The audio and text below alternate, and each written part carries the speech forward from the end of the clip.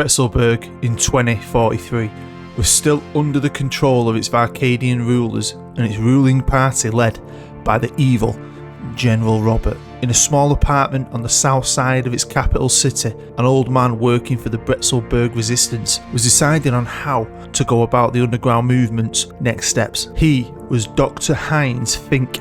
He had retired from practice many years ago and had decided he wanted to return to his homeland in his later years to help his people somehow, some way, overthrow its occupiers. The doctor was the last sole survivor who had the knowledge of his country's greatest secret, a secret the Varcadian authorities and General Robert had been searching for since 2003. You see, Dr. Heinz Fink had once been the chief medical officer at the Puskás Academy in Hungary. He had fled his war-torn country and moved to Hungary with his family, and had been the doctor who had performed the blood work and DNA tests on the Bretzelberg princes, Leo and Theo. Only he and a few other club officials knew the real identity of the boys and had kept it secret even from the twins to protect them. Now, as the only person left with that knowledge, he felt it was time to let the cat out of the bag. With Leo and Theo now being world stars and wealthy men, he felt that if he told them the truth, maybe they could use their influence to help secure assistance from some world leaders and somehow free his once great nation from the grip of Varcadia and the General. With every transmission coming in and out of Bretzelberg monitored by the government, the doctor hacked a delivery drone and decided to hide his video message within a birthday cake for Leo and Theo and hoped it would make it to them. Now, over in Hungary, life had been great for the twins ever since they retired from playing at Chelsea and Napoli. Deciding that they wanted to play together one final time, they had come out of retirement and had both signed one-year deals with the Puskás Academy. After only one season of playing, they finally hung up their boots for good and became scouts for the club. Leo was happy in his role as it gave him time to relax and travel after a long career, but Theo, he had other ideas. After only 1 year working as a scout, he accepted the role as manager at Parma in Italy, a country he knew and loved due to his time at Napoli. And then again, after only just 1 year, he decided to move on again and jump ship to the Premier League, where he became the new head coach of Crystal Palace. Every off-season, the brothers would get together and spend as much of the summer as possible together in Hungary. And in the summer of 2043, this was no different. But this was not going to be the regular summer get-together the twins usually enjoyed. As they were relaxing at Theo's home just outside of Budapest, a drone delivered what seemed to be a birthday cake. At first, as it wasn't their birthday, they were pretty worried. That was until they saw it was from their old club doctor at Puskás. After almost swallowing a little micro disc while eating a slice of cake, Theo placed the chip into his computer, and what they heard next would change their lives forever. Dr. Heinz explained who they were and why he'd kept it secret from them, and why he hoped they would help him and his comrades back in Bretzelberg. He explained that all was not as it seemed in Bretzelberg and Varcadia. The dictatorship's control and propaganda machine was starting to show cracks. Although the Varcadian hierarchy still held rallies and adorned buildings everywhere with a youthful looking supreme leader, General Robert, this was not the case. The resistance had gathered intel showing General Robert was now obviously a very old and frail man, and was in fact suffering with severe dementia. He hadn't been in charge now for several years and was being kept alive in a Bacta tank in stasis at Party HQ by the real leader, his only son, General Rupert, who had been slowly transferring power to himself. The trouble was, General Rupert had grown up believing he was the son of a god, and he'd been treated that way his entire life. He'd also grown accustomed to a life of luxury and ease. Like his father, he was cruel and evil, and he didn't care about the people of Bretzelberg or Varcadia. He had no real idea on how to rule like his father, and he'd wasted billions of the country's finances on huge palaces, a fleet of luxury cars, state-of-the-art yachts, and endless parties with his special male friends. And the people of both nations were suffering with poverty and unemployment, and had become tired with its leaders and its ruling party. If ever there was a chance to strike and regain Bretzelberg's freedom, the time was now. Leo and Theo couldn't believe what they'd just heard. Everyone in the world knew the story of what happened to Bretzelberg at the hands of General Robert and Varcadia, and everybody knew the story of the lost twins of Bretzelberg. They couldn't believe they were the princes. King Christian III and Queen Leanne were their real parents.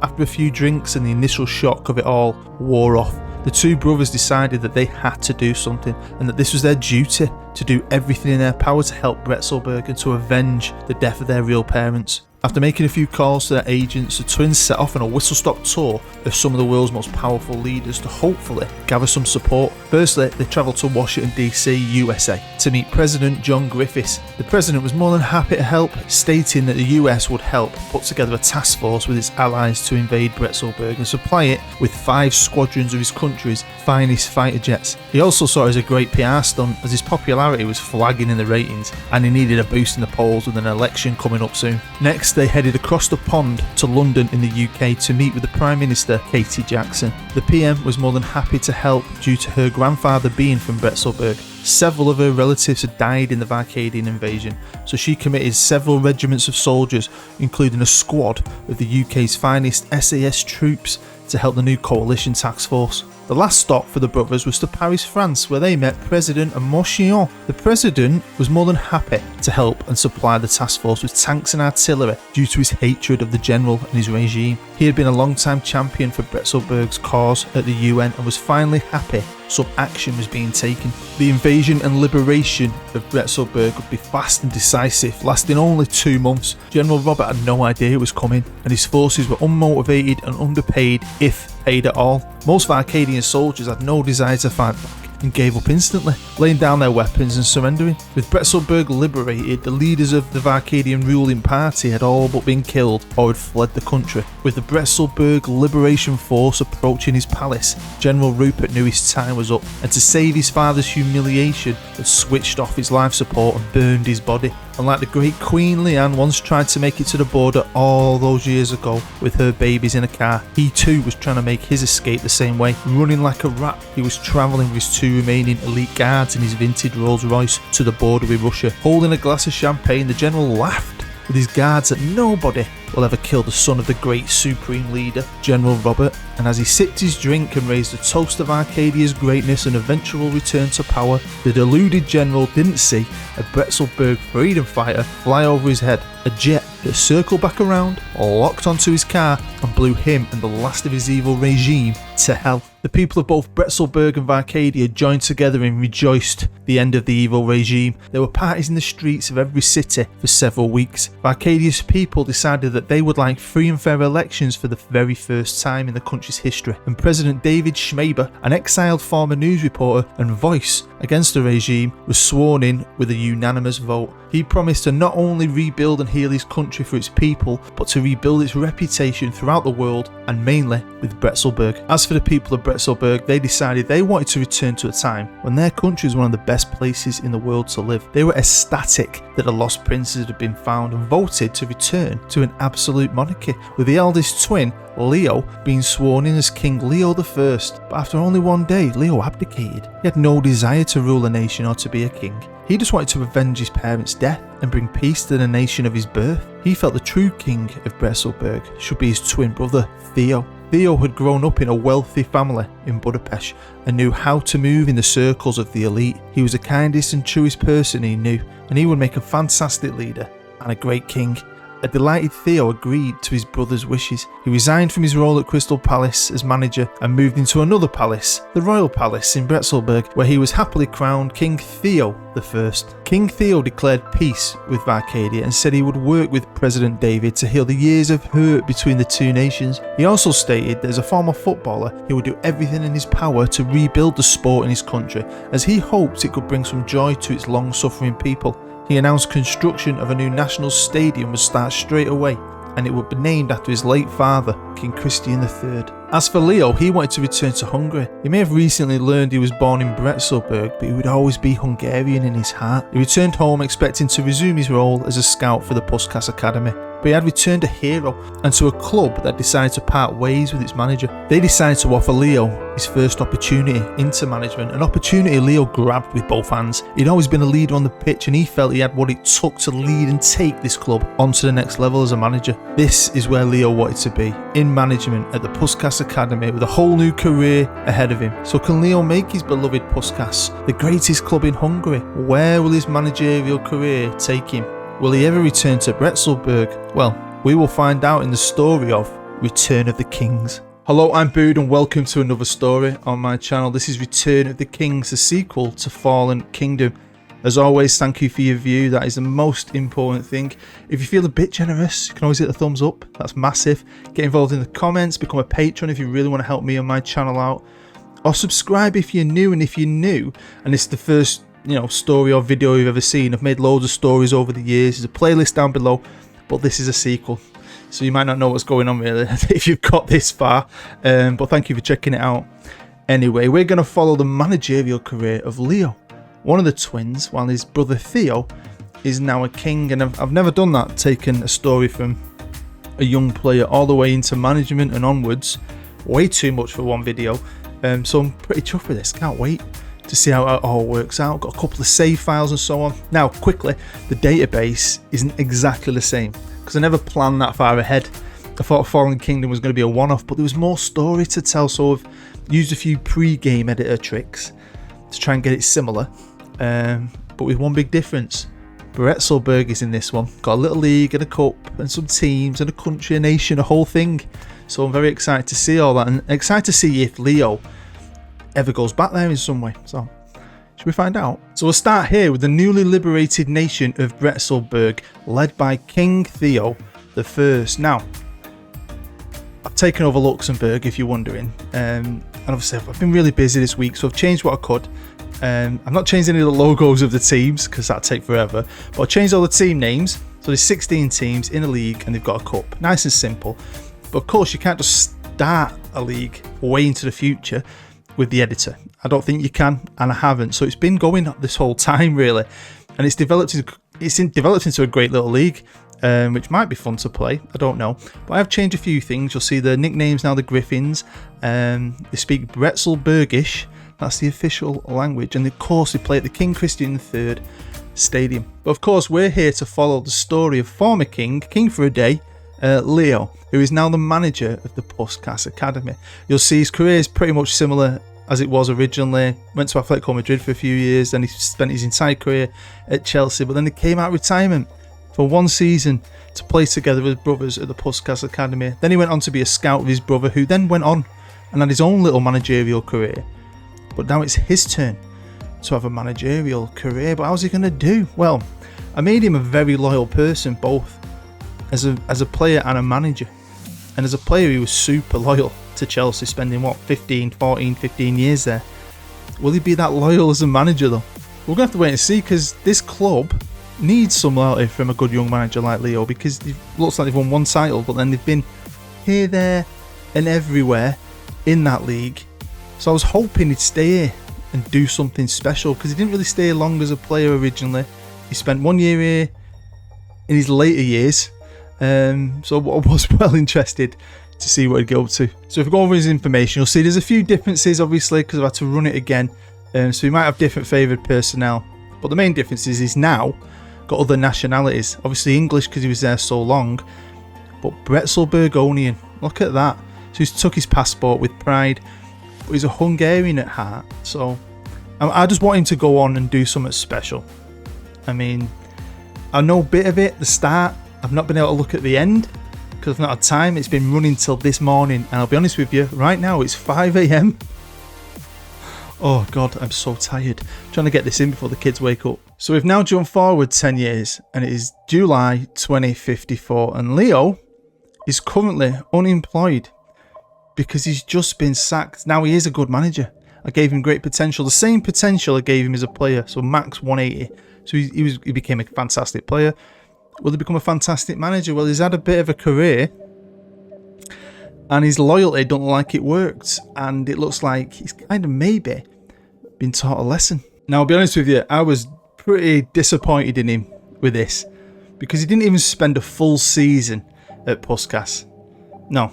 He left his job after 192 days, and he'd won nothing, to go to Montpellier in France, where he did the same again. So his loyalty is like he's just jumping ship. And yeah, I was disappointed in you, Leo. Where's that loyalty, man? So he didn't even spend a full season here before moving on.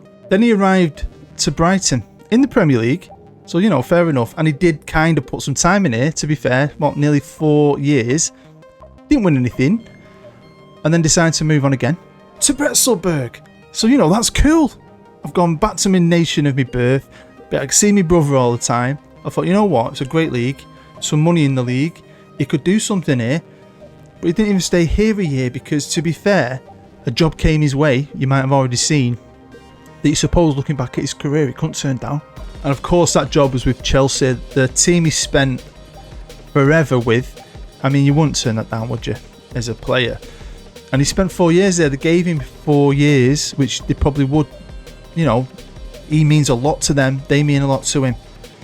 But you know, a team like Chelsea, 4 years, and he didn't win a cup or a league. He's won nothing. In 10 years in management, he's won nothing, and he's been sacked, and he's currently out of work. So he now has his pro license. He did start with the B license, I don't know if you noticed. So, you know, he's earned his badges as he's gone along, because he never knew really what he wanted to do until he came back after the war and the liberation of Bretzelberg. But he's got his pro license, and he's had a bit of a career. But what's going to happen to him now? Now he's got a sack on his resume, and he's won nothing. He's won absolutely nothing. Maybe this will teach him a lesson. We've now jumped forward another 10 years. It is 2064, and I've opened this file about 3 a.m. and looked and was buzzing because he's manager of Bretzelberg, the nation of his birth, which I think is awesome. And I saw that he'd been at one club, and he's 61 years old, and I'm thinking, how the hell has he got here? Let's find out together. Well, look at that. Now, Tyronia FC are a team in Bretzelberg, and it looks like it didn't take him long to get a new job, and he's gone back to Bretzelberg after the sacking at Chelsea and finally shown some major loyalty. Not only that, he's finally become a manager and done special things, as you can probably see. European Cup winners, Bretzelberg Cup winners, Bretzelberg Premier League champions, Europa League winners, European Super Cup winners, Premier League champions again, Champions League winners again, and Super Cup winners. Now he's been there for 8 years, which is great. He resigned to obviously become manager of Bretzelberg, the nation. I think that's pretty cool. I mean, I'm just buzzing he's won stuff. I mean, in 8 years, 2 league titles, couple of Champions Leagues. I mean, that's pretty special. So he's been the manager now for just over a year, I think, maybe a year and a half-ish. And I think they're about to start the European Championships at this point, so that's pretty exciting. When I looked at it, it looks like after the World Cup they sacked the manager and appointed Leo, so hopefully he can go on to a World Cup as well. You never know what's going to happen with this, to be fair, but I was excited to see. So I've holidayed again, and when I finally woke up this morning, I saw that he was about to retire. So I know where he's going to retire, but what's he going to do in between this and then? And is this his last job? Well, to find out, I only had to jump forward 2 more seasons. It's now the 10th of July 2066. The World Cup finished not long ago, and Leo decided to leave his role as manager of Bretzelberg. And if I holidayed a little bit more, he retires. Now, I will tell you, we're not going to look at him because he's technically the king, but his brother's still in the database, and I wanted to make him a director or something, but I couldn't. So I made him like the honorary director of football at the Puskas Academy, which he stayed at for quite a few years. Then he went to Marseille, and weirdly, his brother's just resigned in that role at Marseille at the same time, and he retires at the same time. They're both going to retire at 63 years old. But what's he achieved with Bretzelberg? His final job. I love that. I do love that. You never know what's going to happen with these things, so I'm buzzing that he went there. So this is the season of the World Cup where the manager was sacked after getting knocked out by Germany in the 3rd round, and they appointed Leo as a manager. He lost his first game to France, and as you can see there, the rest of the results. So let's go through, see what he did. So next year, wow, won every qualifier. I mean, looking at those teams, he probably should. And then the next year, a few friendlies did all right. The European Championships, that's where we last saw him in 2064. So we got through his group, beat Germany on penalties, and then was knocked out by Turkey. Yeah, bit disappointed. But obviously he's gone on for a World Cup. So the next year, see qualifiers here, International League semi-final, got beat on penalties, but came 3rd by beating France 2-1. Check that out. And then this year, obviously had a few friendlies, got beat off Italy. In World Cup Group L, beat Morocco, beat Venezuela, went on to beat Nigeria 1-0, and then was knocked out by France. So he's never got deep into either of his tournaments. So yeah, I felt like it was time to go. And I do wonder, because obviously when I made the characters, I made one player and then I duplicated it and then edited it, changed their attributes. One was a mental player, one was a technical player. But I wonder if the computer still thinks they're the same player, because they both retired from international football at the same time. They nearly retired, didn't they, at the same time as players. I think there's a year between them originally. And now they're going to retire at the same age at the same time. So you wonder if there's some like deep hard-coded thing, I don't know. But it is what it is, and I'm happy that he went there. I'm just disappointed that he couldn't win anything with Bretzelberg. I thought that would be amazing, because they've never won anything major over all the years. But I am pretty happy with that last bit of his career back in Bretzelberg with a club in Bretzelberg. I mean, he won them 2 titles, and they've just won the league, obviously, with their new manager. I genuinely wish I'd had the time to come up with logos, but making 60 logos, blimey, it would take forever. But it was still cool to see a league, grow and develop, and win Champions Leagues and so on. So I'm sure the King, Theo the First himself, would be very happy with football in his nation, and happy that his brother not only has brought Champions League to that country, but went on and managed his country as well. So that's pretty cool. And I'm happy with his career, to be fair. I mean, he spent some money, but he recouped it, didn't he? But it was just like that first 10 years I was a bit worried, because winning nothing, his loyalty went out the window in the early days. But if you use a bit of fantasy, you can imagine he worked his way to the job he wanted at Chelsea, which he loves, and had a bit of a reality check, went back to Bretzelberg, established himself, won some major trophies, became the manager of the country. So you never know how this is going to work out, but I'm really happy with it, really, to be fair. So there we go, that is the end of Return of the Kings. I've made loads of stories like this with players before, and people always say, oh, what happens to him as a manager? And I've never planned that far ahead. So it was nice to at least look at his career and see what he did do as a manager. And I do like the arc of it, I do. And I'm pretty pleased with how it's turned out. Hopefully you enjoyed watching it and just finishing off the story, rounding it off. Like I always say, appreciate the view and appreciate the support. It means a lot. If you are brand new to my channel, don't forget, check out all my older stories. Make sure you catch up with Manchester Central, my Let's Play at the minute. That's a story within itself. It's a long story, but a great story. Absolutely love that, working with the guys I make that with. It's a great experience, so thank you to them, and thank you to you for sitting here with me and my face again. Hopefully you have a great weekend, a great week, and a great life. Stay happy, stay safe. I'm Bood. Bye bye.